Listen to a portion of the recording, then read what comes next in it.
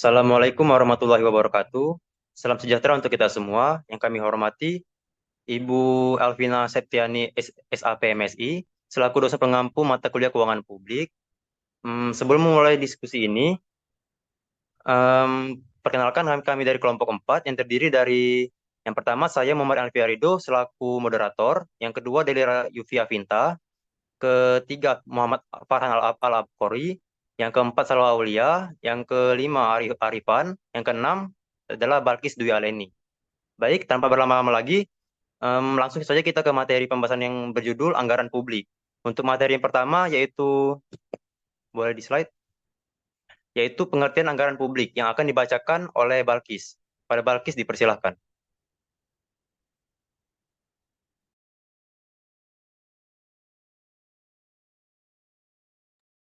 Baiklah, terima kasih kepada moderator. Di sini saya akan membacakan mengenai pengertian anggaran publik. Anggaran publik merupakan instrumen penting dalam pengelolaan keuangan negara yang mencerminkan pilihan kebijakan dan prioritas pemerintah. Secara umum, anggaran publik dapat diidentifikasikan sebagai rencana keuangan yang sistematis yang menggambarkan perkiraan pengeluaran dan pendapatan dalam periode waktu tertentu untuk mencapai tujuan organisasi sektor publik, menurut Mardiasmo 2019. Menurut Freeman, dalam bukunya Public Budgeting System tahun 2003, anggaran publik adalah proses yang dilakukan oleh organisasi sektor publik untuk mengalokasikan sumber daya yang terbatas untuk memenuhi kebutuhan masyarakat yang tidak terbatas. Hal ini mencakup perencanaan, pengendalian, dan akuntabilitas dalam penggunaan dana publik. Sedangkan menurut Jones and Pendlebury pada tahun 2010 mendefinisikan anggaran publik sebagai rencana yang memuat estimasi pendapatan dan belanja dalam suatu periode tertentu, biasanya 1 tahun, yang digunakan sebagai pedoman dalam pelaksanaan aktivitas organisasi sektor publik. Definisi ini menekankan aspek perencanaan dan kontrol dalam pengelolaan keuangan publik. Anggaran publik juga berfungsi sebagai alat koordinasi antar unit kerja dalam organisasi sektor publik, serta sebagai alat komunikasi dan komitmen antara eksekutif dan legislatif mengenai penggunaan dana publik. Hal ini sejalan dengan pandangan Wildavsky pada tahun 2017 yang menyebutkan anggaran publik sebagai hasil dari proses politik yang melibatkan berbagai pemangku kepentingan. Sedangkan Shah pada tahun 2007 memandang anggaran publik sebagai instrumen kebijakan fiskal atau pajak yang mencerminkan prioritas pembangunan dan pelayanan publik. Se- Sebagai instrumen kebijakan fiskal, menurutnya anggaran publik harus mencerminkan keseimbangan antar kebutuhan pembangunan dan keterbatasan sumber daya yang tersedia. Dalam konteks modern, anggaran publik tidak hanya berfungsi sebagai dokumen perencanaan keuangan, tetapi juga sebagai instrumen akuntabilitas dan transparansi pemerintah kepada publik. Hal ini menjadi semakin penting seiring dengan meningkatnya tuntutan good governance dalam pengelolaan keuangan negara, menurut World Bank tahun 2020. Baiklah, itu saja mungkin yang dapat saya sampaikan mengenai pengertian anggaran publik. Selebihnya saya kembalikan kepada moderator.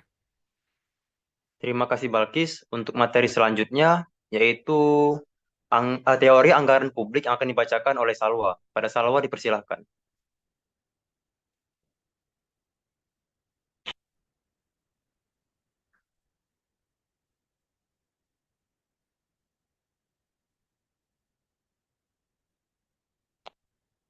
Makasih moderator, tolong diralat teori dasar anggaran publik akan dibacakan oleh Delira. Silakan Delira. Baik, terima kasih. Teori dasar anggaran publik.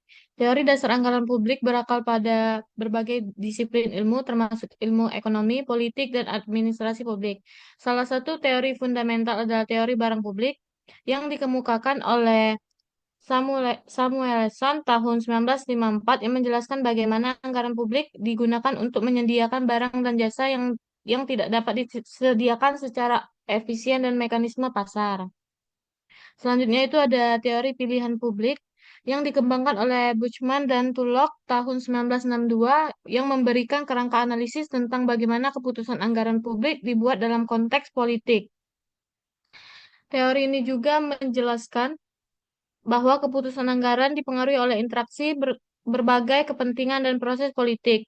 Adapun beberapa teori dasar yaitu, boleh di slide, Hmm, Slide. Yang pertama itu ada teori principal agent. Teori ini menjelaskan hubungan antara pembuat kebijakan atau principal dan birokrasi atau agent. Dalam konteks anggaran publik, ini mengacu pada bagaimana pemerintah sebagai principal memberi wewenang kepada agent untuk melaksanakan pengelolaan anggaran. Yang kedua ada teori kebijakan fiskal. Teori ini berfokus pada bagaimana pemerintah menggunakan kebijakan fiskal, yaitu pengelolaan anggaran dan pajak, untuk mempengaruhi perekonomian. Kebijakan fiskal ini menjadi alat penting dalam mencapai tujuan ekonomi seperti pertumbuhan ekonomi, pengurangan pengangguran, dan pengendalian inflasi. Dan yang ketiga itu ada teori pengang teori penganggaran berbasis kinerja. Teori ini berfokus pada pentingnya menghubungkan anggaran dengan pencapaian hasil yang terukur. Dengan mengutamakan outcome, teori ini mendorong penganggaran yang lebih efisien dan efektif, serta memastikan alokasi sumber daya yang tepat sasaran berdasarkan kinerja yang diinginkan. Yang keempat, yang keempat itu ada teori siklus anggaran. Teori ini menjelaskan bagaimana anggaran publik mengikuti siklus tahunan yang mencakup tahap perencanaan, penyusunan, pengesahan, implementasi, dan evaluasi. Dalam setiap siklus ada pengaruh dari faktor politik, ekonomi, dan sosial yang membentuk prioritas penganggaran pemerintahan. Mungkin itu saja dari teori dasar. Selanjutnya saya kembalikan kepada moderator. Baiklah, terima kasih Delira. Untuk materi selanjutnya, yaitu dimensi anggaran publik yang akan dibacakan oleh Salwa. Pada Salwa, dipersilahkan. Baik, terima kasih ya, moderator. Dimensi penting dalam teori anggaran publik itu ada 4. Yang pertama, perencanaan dan pengendalian. Perencanaan dan pengendalian itu adalah perencanaan anggaran yang efektif, memastikan bahwa anggaran yang disusun dapat mencapai tujuan kebijakan pemerintah. Sementara pengendalian bertujuan untuk memastikan bahwa alokasi dan penggunaan anggaran sesuai dengan rencana yang telah ditetapkan. Yang kedua, alokasi sumber daya, yaitu salah satu dimensi utama dalam anggaran publik adalah bagaimana sumber daya keuangan dialokasikan untuk memenuhi kebutuhan berbagai sektor. Proses ini harus memperhatikan efisiensi, keadilan, dan prioritas pembangunan yang ditetapkan oleh pemerintah. Yang ketiga ada distribusi pendapatan. Anggaran publik berperan dalam mendistribusikan pendapatan untuk mencapai pemerataan sosial dan ekonomi. Ini mencakup pengalokasian anggaran untuk program-program yang dapat mengurangi ketimpangan dan meningkatkan kesejahteraan masyarakat. Yang terakhir ada stabilisasi ekonomi, yaitu anggaran publik juga berfungsi sebagai alat untuk menstabilkan perekonomian. Pemerintah dapat menggunakan kebijakan fiskal untuk merespon fluktuasi ekonomi, seperti memperkenalkan stimulus saat resesi atau kebijakan penghematan saat inflasi tinggi. Terima kasih, saya kembalikan lagi kepada moderator. Baiklah, terima kasih Salwa. Untuk materi selanjutnya itu materi keempat, yaitu azas anggaran publik yang akan dibacakan oleh Farhan. Pada Farhan, dipersilahkan. Untuk bagian asas-asas anggaran ini mungkin akan dijelaskan oleh Arifan terlebih dahulu. Pada Arifan mungkin boleh untuk baca. Baik, baik, terima kasih moderator. Selanjutnya, asas-asas anggaran. Asas-asas anggaran publik merupakan prinsip dasar yang menjadi pedoman dalam penyusunan dan pelaksanaan anggaran sektor publik. Menurut Alensik dalam artikelnya, asas-asas ini berkembang seiring dengan evolusi sistem penganggaran publik. Seiring berjalannya waktu, prinsip-prinsip dasar ini telah mengalami penyesuaian dan pembaruan untuk mengakomodasi perubahan dalam dinamika ekonomi, politik, dan sosial. Next.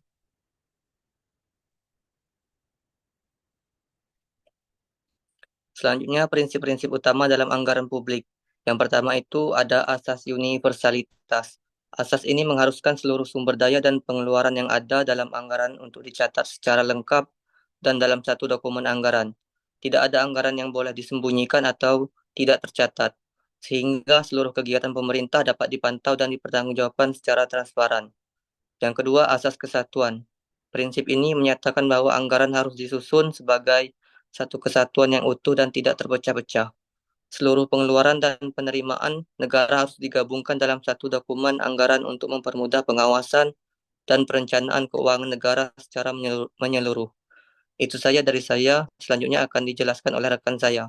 Kepada Farhan, dipersilakan. Baik, terima kasih atas kesempatannya Rifan. Melanjutkan materi yang sudah dijelaskan oleh Rifan sebelumnya. Selanjutnya adalah prinsip-prinsip utama dalam anggaran publik yang ketiga, yaitu adalah asas spesialitas.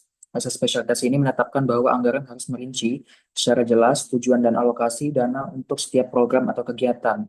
Dengan demikian, anggaran dapat lebih tepat sasaran dan memastikan bahwa setiap pengeluaran difokuskan pada tujuan yang spesifik. Asas yang keempat ada asas akuntabilitas, yaitu yang dimana asas ini menekankan pentingnya pertanggungjawaban dalam penggunaan anggaran publik. Pemerintah harus dapat menjelaskan bagaimana anggaran digunakan, serta membeberkan hasil yang dicapai untuk memastikan bahwa pengelolaan keuangan negara dilakukan dengan cara yang jujur dan transparan. Dan yang terakhir ada asas value for money, yang dimana asas ini berfokus pada pengelolaan anggaran yang mengutamakan efisiensi, efektivitas, dan ekonomis. Pemerintah diharapkan dapat memaksimalkan manfaat dari setiap pengeluaran anggaran yang dilakukan, serta memastikan bahwa alokasi dana memberikan nilai terbaik bagi masyarakat. Untuk materi selanjutnya, saya kembalikan lagi kepada moderator. Terima kasih. Baiklah, terima kasih Farhan. Boleh di next. Selanjutnya, saya akan membacakan kesimpulan dari pembahasan kami ini, yaitu anggaran publik adalah instrumen utama dalam pengelolaan keuangan negara yang berfungsi sebagai alat perencanaan, pengendalian, dan akuntabilitas fiskal. Selain mencerminkan kebijakan pemerintah dalam mengalokasikan sumber daya, anggaran publik juga harus disusun secara sistematis dan transparan agar dapat menyeimbangkan kebutuhan pembangunan dengan keterbatasan sumber daya yang tersedia. Berbagai teori mendasari anggaran publik seperti teori barang publik yang menekankan peran pemerintah dalam penyediaan layanan, serta teori pilihan publik yang menunjukkan pengaruh faktor politik dalam pengambilan keputusan. Penerapan azas-azas universalitas, satuan, spesialitas, dan akuntabilitas, dan value for money dalam anggaran publik bertujuan untuk meningkatkan transparansi dan efektivitas serta efisiensi. Prinsip-prinsip ini tidak hanya memperkuat kepercayaan masyarakat terhadap kebijakan fiskal pemerintah, tetapi juga mendukung pencapaian tujuan pembangunan nasional dengan memastikan pengelolaan keuangan negara yang lebih bertanggung jawab. Next. Untuk saran, untuk meningkatkan efektivitas anggaran publik, pemerintah perlu memperkuat transparansi melalui e-budgeting dan pengawasan independen, serta mengoptimalkan penganggaran berbasis kinerja dengan evaluasi berkala. Partisipasi masyarakat dalam perencanaan dan pengawasan anggaran harus diperluas. Sekian dari diskusi kami. Ada yang ingin bertanya?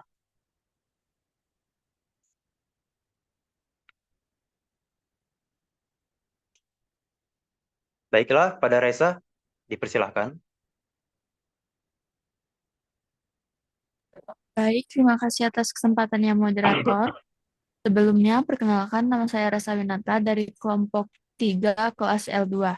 Pertanyaan saya adalah, di prinsip-prinsip utama dalam anggaran publik, ada asas universalitas. Di sana dituliskan bahwa seluruh penerimaan dan pengeluaran negara harus dicatat secara transparan. Namun, dalam praktiknya, banyak kasus anggaran tersembunyi. Menurut kelompok kalian, bagaimana cara mengatasi fenomena ini? Sekian dari saya kembalikan ke moderator. Terima kasih Reza atas pertanyaannya. Akan kami tampung dahulu. Selanjutnya ada yang ingin bertanya lagi? Baiklah, Desti, dipersilakan. Baik, terima kasih moderator atas kesempatannya. Perkenalkan, saya Desi Juanalia dari kelompok kelompok 2 dari L3. Pertanyaannya adalah, pada teori public choice menyatakan bahwa penganggaran publik seringkali dipengaruhi oleh kepentingan politik. Menurut kelompok kalian, bagaimana kita dapat memastikan bahwa keputusan anggaran lebih berbasis pada kebutuhan masyarakat dibandingkan kepentingan politis? Sekian pertanyaan dari saya. Terima kasih. Terima kasih Desti. Pertanyaan akan kami tampung dahulu. Ada yang ingin bertanya lagi?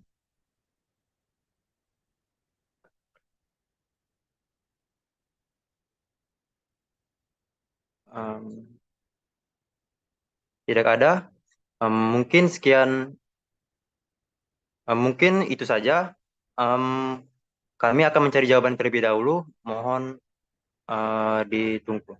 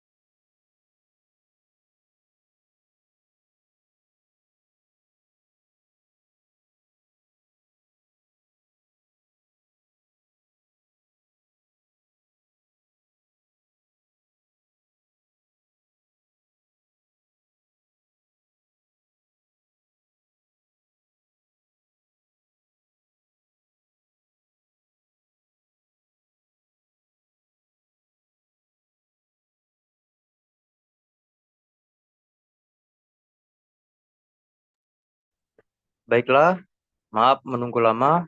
Untuk pertanyaan dari Desti, maksudnya dari Resa akan dijawab oleh Delira. Pada Delira dipersilakan. Baik, pertanyaan dari Reza yaitu untuk mengatasi fenomena anggaran tersembunyi, yaitu ada yang pertama itu ada meningkatkan transparansi di mana semua penerimaan dan pengeluaran harus dicatat secara jelas dalam anggaran resmi dan dilaporkan secara terbuka kepada publik. Yang kedua itu ada pengawasan yang ketat. Di sini memperkuat mekanisme audit oleh lembaga independen dan pengawasan legislatif untuk mencegah pengeluaran yang tidak tercatat. Yang ketiga ada regulasi yang jelas di mana menyusun peraturan yang melarang praktik anggaran tersembunyi dan mewajibkan pelapor semua sumber dan penggunaan dana. Dan yang terakhir itu ada partisipasi publik yang untuk meningkatkan akses masyarakat terhadap informasi anggaran dan mendorong keterlibatan publik dalam proses pengawasan. Mungkin dari langkah-langkah ini akan memastikan pengelolaan anggaran yang lebih transparan dan akuntabel. Mungkin itu jawaban dari saya. Bagaimana, Resa? Sudah sangat jelas. Terima kasih, Delila. Ya, sama-sama. Selanjutnya saya kembalikan kepada Baiklah, moderator. Baiklah, terima kasih Delira. Untuk pertanyaan yang kedua yaitu dari Desti akan dibacakan oleh Farhan. Pada Farhan dipersilahkan. Baik, terima kasih atas pertanyaan moderator.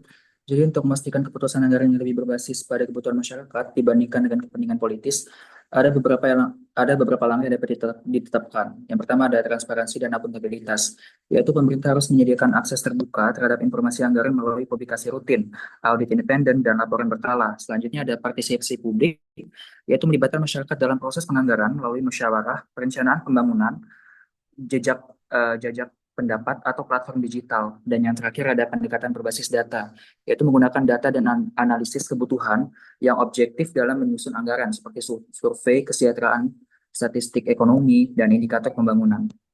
Saya rasa jawabannya sudah cukup. Bagaimana? Apakah sudah membantu dari Desti? Sudah sangat membantu. Terima kasih, Farhan. Baik. Untuk selanjutnya saya kembalikan lagi kepada moderator. Terima kasih. Baiklah, terima kasih Farhan. Itu tadi merupakan pembahasan dari kelompok kami mengenai anggaran publik. Sekian dari kelompok kami akhiri. Wassalamualaikum warahmatullahi wabarakatuh. Waalaikumsalam warahmatullahi Waalaikumsalam warahmatullahi wabarakatuh. wabarakatuh. Terima kasih.